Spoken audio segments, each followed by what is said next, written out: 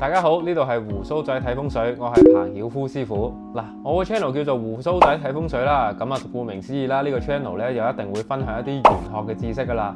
咁除咗玄學知識之外咧，仲會同大家分享下啲生活日常啊，同埋啲香港嘅美食嘅。點解彭師傅我要加呢啲咁嘅元素喺我嘅 channel 入邊咧？就係因為好多人咧，咁其實會以為風水師呢個職業啦，係一個非常之嚴肅、非常之叫做規行蹈矩啊，又或者係唔會有任何娛樂嘅一個職業啦。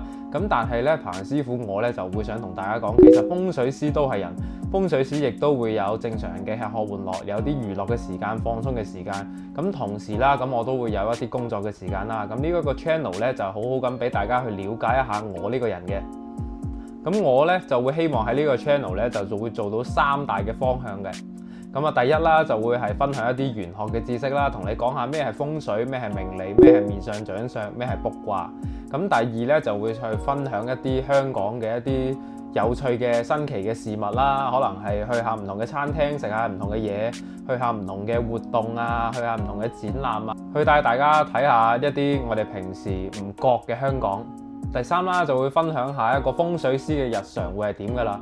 我嘅工作到底會係點嘅呢？咁啊，一個新生代嘅一個後生嘅一個風水師，咁佢嘅工作會唔會同我哋平時喺電視上睇到一啲嘅大師傅會有啲分別呢？咁樣，咁我想同大家講嘅就係呢，咁我其實就唔係一啲大家平時日常喺電視見到，哇呢樣嗰樣，跟住一本正經嘅嗰一啲嘅大師傅咁樣嘅。咁啊，我係一個比較新生代啦，比較後生、比較年輕嘅一個風水師傅啦，就會想將一啲玄學嘅知識更加融入去我哋嘅生活入邊，用一個比較輕鬆啲傾偈類似嘅方式，去令到大家比較明白一啲風水嘅知識。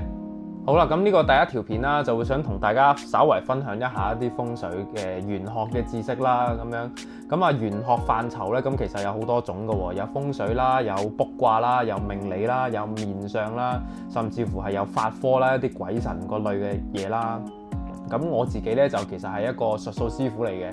咁咩係術數師傅咧？術數師傅就係不論有嗰啲鬼神嘅，係啦，咁亦都唔識神打，亦都唔識捉鬼啊嗰啲嘢嘅。咁啊，我嘅範疇啦，係包括風水啦、命理啦、面相啦、卜卦啦，咁呢4大樣咧，咁其實係我嘅主項嚟嘅。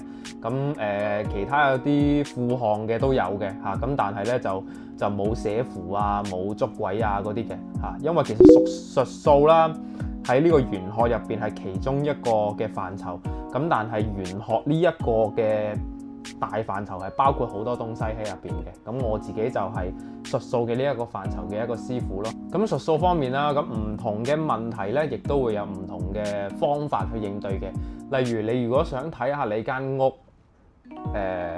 住唔住得人，會唔會為你帶嚟嘅財運咁樣，咁就要用風水嘅方法去睇啦。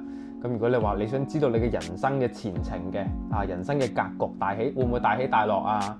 你嘅命格係如何啊？咁樣呢啲我哋會用命理去幫你睇啦。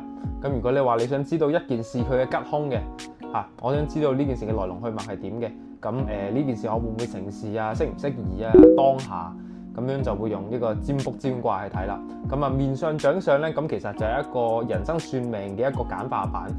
透過你嘅面相掌相加埋你嘅手掌、掌紋、長質呢啲嘅要素咧，咁我哋可以得知你呢個人佢大概整體你嘅人生方向會係如何，福分夠唔夠咁樣。